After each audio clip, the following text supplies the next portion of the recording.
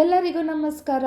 Hello aspirants, ಎಲ್ಲ ಹೇಗಿದ್ದೀರಾ? ಹೇಗೆ ನಡೀತಿದೆ KAS ಎಕ್ಸಾಮ್ನ ತಯಾರಿ?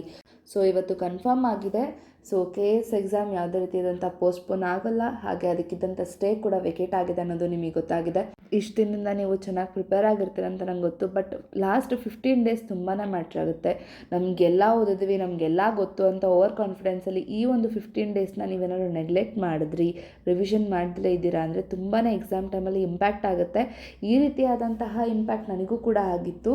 KAS ಎಕ್ಸಾಮಲ್ಲ, ನನ್ನ ಇಂಜಿನಿಯರಿಂಗ್ ಸೆಮಿಸ್ಟರ್ ಎಕ್ಸಾಮ್ ಟೈಮಲ್ಲಿ ನಾನು ಎಲ್ಲ ಚೆನ್ನಾಗಿ ಮಾಡ್ತಿದ್ದೆ IA ಟೈಮಲ್ಲಿ ಅಂತ ಅಂದ್ಬಿಟ್ಟು IASನ ನಾನು ಚೆನ್ನಾಗಿ ಕೊಡ್ತಿದ್ದೆ. ಬಟ್ ಎಕ್ಸಾಮ್ ಟೈಮಲ್ಲಿ ನನಗೆ ಒಂದು ಸೆಮ್ಮಲ್ಲಿ ಫಸ್ಟ್ ಇಯರಲ್ಲೇ ನಂಗೆ ರಿಫ್ಲೆಕ್ಟ್ ಆಯಿತು. ಅವಾಗಿಂದ ನಾನು ಯಾವಾಗಲೂ ನಾನು ಏನೇ ಓದಿದ್ರು ಕೂಡ ಲಾಸ್ಟ್ 15 ಡೇಸ್ ಅಥವಾ 1 ವೀಕ್ ನಾನು ಕಂಪ್ಲೀಟಾಗಿ ಒಂದು ಕ್ರಿಸ್ಪಾಗಿ ಒಂದು ಶಾರ್ಪಾಗಿ ರಿವಿಷನ್ ಮಾಡ್ತೀನಿ. ಅದೇ ರೀತಿಯಾದಂಥ ಸ್ಟ್ರಾಟಜಿ ಉಪಯೋಗಿಸಿ ನಾನು ನಿಮಗೆ ಇವಾಗ KAS 15 ಡೇಸ್ ರಿವಿಷನ್ ಚಾಲೆಂಜ್ ಅಂತ ಕೊಡ್ತಿದ್ದೀನಿ. ಸೊ ಈ ಚಾಲೆಂಜ್ನ ಯಾರೆಲ್ಲ ಅಕ್ಸೆಪ್ಟ್ ಮಾಡ್ಕೋತೀರಾ ಪ್ಲೀಸ್ ನನಗೆ ನಮ್ಮ ಒಂದು ಟೆಲಿಗ್ರಾಮ್ ಗ್ರೂಪಲ್ಲಿ ನಾನು ಅಕ್ಸೆಪ್ಟ್ ಮಾಡ್ತೀನಿ. ಹಾಗೆ ನನ್ನ ಡೈಲಿ ಶೆಡ್ಯೂಲ್ ನಾನು ಎಷ್ಟು ಓದಿದೆ ಎಷ್ಟು ಮಾಡಿದೆ ಅಂತ ನೀವು ಹೇಳ್ಕೊಂಡು ಬರ್ಬೋದು.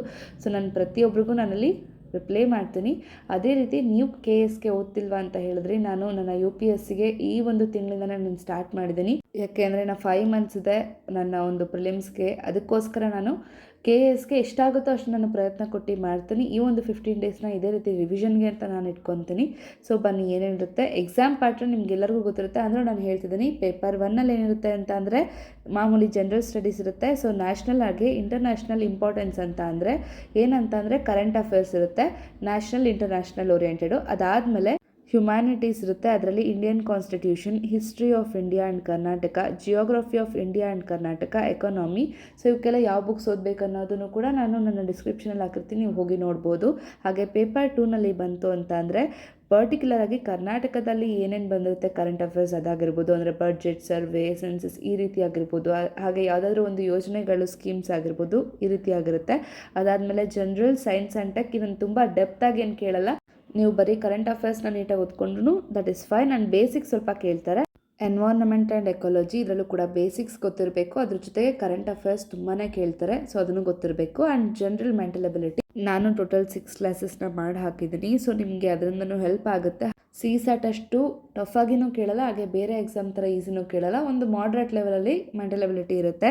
ಸೊ ಈಗ ಉಳಿದಿರೋಂಥ 15 ಡೇಸಲ್ಲಿ ಏನೇನು ಮಾಡಬೇಕಂತ ಹೇಳ್ತಿದ್ದೀನಿ. ಡೇ 1, 2, 3 ಅಂತ ಅಂದರೆ ನಾಳೆಯಿಂದ ನೀವೇನು ಮಾಡಬೇಕು ಅಂತಂದರೆ ಮಾರ್ನಿಂಗ್ ಸಬ್ಜೆಕ್ಟ್ ಬಂದುಬಿಟ್ಟು 7 to 2ವರೆಗೂ ನೀವು ಇಂಡಿಯನ್ ಕಾನ್ಸ್ಟಿಟ್ಯೂಷನ್ ಓದ್ತೀರಾ. ಅದಾದಮೇಲೆ ಕರೆಂಟ್ ಅಫೇರ್ಸ್ ಬಂದುಬಿಟ್ಟು ನ್ಯಾಷನಲ್ ಆ್ಯಂಡ್ ಇಂಟರ್ನ್ಯಾಷನಲ್ಲು, ಅದು ಬಂದುಬಿಟ್ಟು 3 to 6 ಓದ್ತೀರಾ. ಅದಾದ ನಂತರ environment and ecology night 7 to 11ವರೆಗೂ ಓದ್ತೀರಾ. ಆ್ಯಂಡ್ ಈ ಒಂದು ಟೈಮ್ ಟೇಬಲ್ ನಾನು ಹಾಕಿರೋದು 14 hours ಆಫ್ ಪ್ರೊಡಕ್ಟಿವ್ ಸ್ಟಡಿ, ಅದ್ರ ಜೊತೆಗೆ 8 hours ಆಫ್ ಸ್ಲೀಪ್, ಯಾಕೆಂದರೆ ನಿದ್ದೆ ಕೂಡ ಅಷ್ಟೇ ಇಂಪಾರ್ಟೆಂಟ್ ಆಗುತ್ತೆ. ಹಾಗೆ day 4, 5, 6 history of India and Karnataka morning 7 to 2ವರೆಗೂ ಇರುತ್ತೆ, ಮಧ್ಯಾಹ್ನದವರೆಗೂ. ಅದಾದಮೇಲೆ current affairs as usual national and international 3 o'clock to 6 o'clock ಓದಿ. ಅದಾದಮೇಲೆ ಸೈನ್ಸ್ ಆ್ಯಂಡ್ ಟೆಕ್ಕು 7 to 11ವರೆಗೂ ಇಟ್ಕೊಳ್ಳಿ.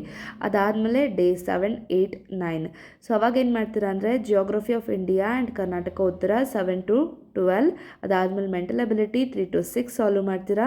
ಅದಾದಮೇಲೆ ಸ್ಟೇಟ್ದು ಕರೆಂಟ್ ಅಫೇರ್ಸ್ ನಾನೇನು ಹೇಳಿದ್ನಲ್ವಾ ಅದೆಲ್ಲ ಬಂದುಬಿಟ್ಟು 7 PM to 11 PM ಸಾಲ್ವ್ ಮಾಡ್ತೀರಾ. ಸೊ ಇದು 9 ಡೇಸ್ವರೆಗೂ ಆಯಿತು.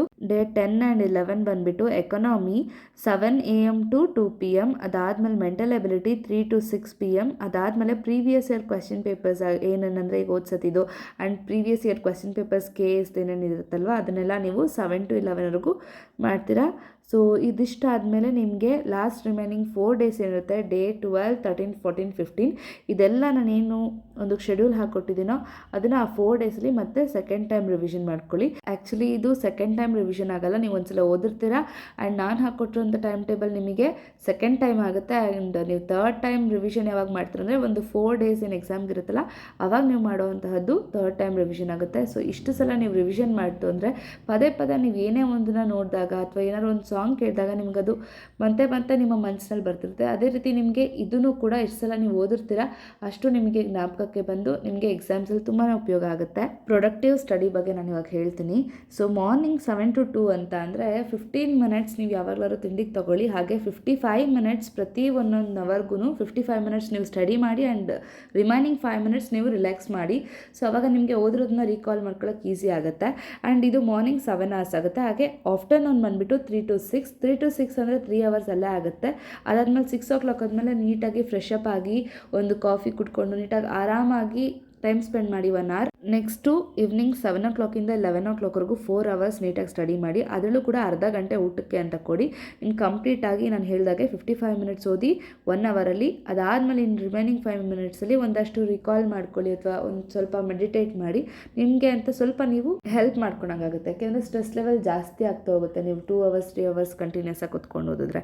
ಸೊ ಇದ್ರ ಪ್ರಕಾರ ನೀವು ನಾನು ಹೇಳಿದಾಗೆ 14 hours ಪ್ರೊಡಕ್ಟಿವ್ ಸ್ಟಡಿಗೆ ನೀವು ಕೊಟ್ಟಂಗಾಗುತ್ತೆ. ವಾಟ್ ಎವರ್ ನೀವು ಊಟಕ್ಕೆ ಹೋದ್ರೂ ಸಮೇತ ನಿಮ್ಮ ಮೈಂಡಲ್ಲಿ ಥಾಟ್ ಇರೋದೇನಿರುತ್ತೆ ನೆಕ್ಸ್ಟ್ ನಾನು ಏನು ಓದಬೇಕು ಅನ್ನೋದೇ ಇರುತ್ತೆ. ಅದಕ್ಕೋಸ್ಕರ 14 hours ಪ್ರೊಡಕ್ಟಿವ್ ಸ್ಟಡಿ ಇರುತ್ತೆ. ಹಾಗೆಯೇ 8 hours ಸ್ಲೀಪು ಕಂಪಲ್ಸರಿ ಇರಲೇಬೇಕು. ಎಕ್ಸಾಮ್ ಟೈಮಲ್ಲಿ 4 hours 5 hours ನಿದ್ದೆ ಮಾಡ್ತು ಅಂದರೆ ನಮಗೆ ಹೆಚ್ಚಿನ ಜ್ಞಾಪಕ ಶಕ್ತಿ ಇರಲ್ಲ. ನಿದ್ದೆ ನಾವು ಎಷ್ಟು ಚೆನ್ನಾಗಿ ಮಾಡ್ತೀವೋ ಅಷ್ಟು ನಮಗೆ ಪ್ರೆಸೆನ್ಸ್ ಆಫ್ ಮೈಂಡ್ ತುಂಬಾ ಚೆನ್ನಾಗಿ ವರ್ಕ್ ಆಗುತ್ತೆ. ನಿದ್ದೆ ಮಾಡಿಲ್ಲ ಅಂತಂದರೆ ಮೊದಲನೇದಾಗಿ ಮೈಂಡ್ ಸ್ಟ್ರೆಸ್ ಆಗುತ್ತೆ, ನೆಕ್ಸ್ಟ್ ಬಾಡಿ ಸ್ಟ್ರೆಸ್ ಆಗುತ್ತೆ, ಹಾಗೆ ಮೈಂಡ್ ನೀಟಾಗಿ ವರ್ಕ್ ಆಗಲ್ಲ.